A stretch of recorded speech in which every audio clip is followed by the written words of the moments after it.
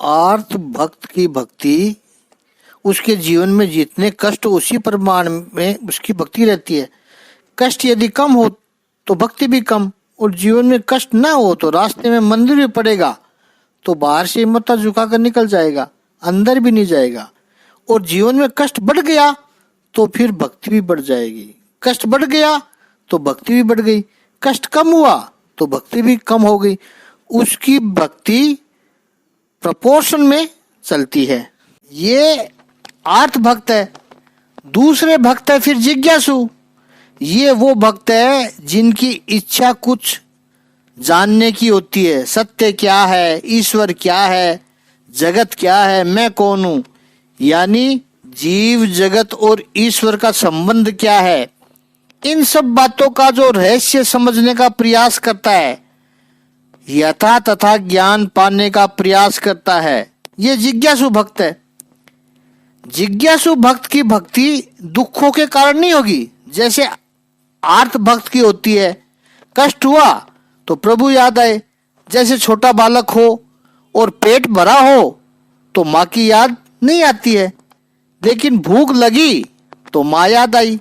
ये पहली सीढ़ी है भक्त की, भक्ति का बिगिनिंग है। जिज्ञासु इससे थोड़ा ऊपर है।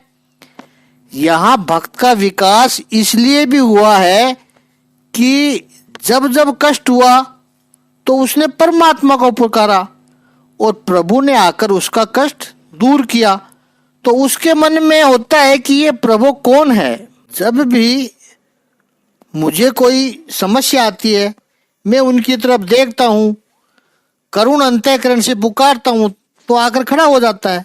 तो ये परमात्मा कौन है, ये कौन सी ऊर्जा है, कौन सी शक्ति है, ये जिज्ञासा भक्त है, ये जिज्ञासु भक्त है। फिर एक तीसरी स्थिति आती है अर्थार्थी। यहाँ अर्थ का केवल मतलब संपत्ति नहीं है, इकोनॉमिक्स का अर्थ मनी या वेल्थ नहीं है। चाणक्य का अर्थशास्त्र में है कि पूरी प्रजा का वास्तविक कल्याण कैसे हो, किस तरह से राज्य का शासन चलाना चाहिए, वो असली अर्थशास्त्र है। अर्थार्थी भक्त का ये नहीं है कि वो केवल प्रभु से पैसे मांगने चला जाए। चाणक्य के अर्थ में अर्थार्थी है, उसके लिए वो प्रभु के पास जाता है। अर्थ यानी रिसोर्सेज। जो सामान्य दृष्टि से देखेंगे तो आर्त भक्त और अर्थार्थी में कोई फर्क नहीं लगेगा। आर्त भी जब दुखी हुआ तो भगवान के पास गया और अर्थार्थी भी कुछ पाने के लिए भगवान के पास गया।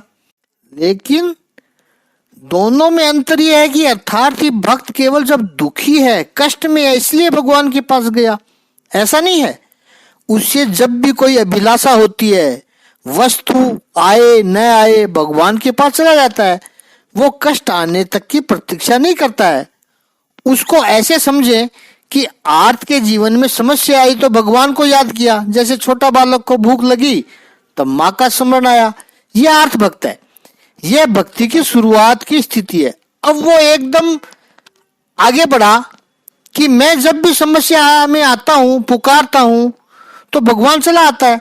तो ये परमात्मा कौन है? और जिज्ञासा से जिसने भक्ति की, अनुसंधान किया, उससे उसको उतना तो पता चल गया कि परमात्मा एक ऐसी महान शक्ति है, ऐसी दिव्य ऊर्जा है कि ये मेरी भूल ही थी कि जब तक मैं यही मानता रहा कि प्रभु कष्ट ही दूर करेंगे, ऐसा नहीं है, बल्कि मेरे जीवन में जो भी आता है वो प्रभु ही देते हैं। न केवल मेरे जीवन में बल्कि पूरे संसार में सभी के जीवन में जो भी कुछ हो रहा है उसका कारण प्रभु ही है। तो फिर मैं कहीं और मेहनत करूं, फिर भी इच्छा पूर्ण न हो, कष्ट आए, तब भगवान के पास जाऊं और फिर मेरी इच्छा पूरी हो, उससे तो अच्छा है मैं पहले से ही सीधा प्रभु के पास चला हूं। इसका चिंतन, आगे का चिंतन कल करेंगे। इसी ज्ञान को विस्तृत रूप में देखना है तो वीडियो नंबर 191 देखें।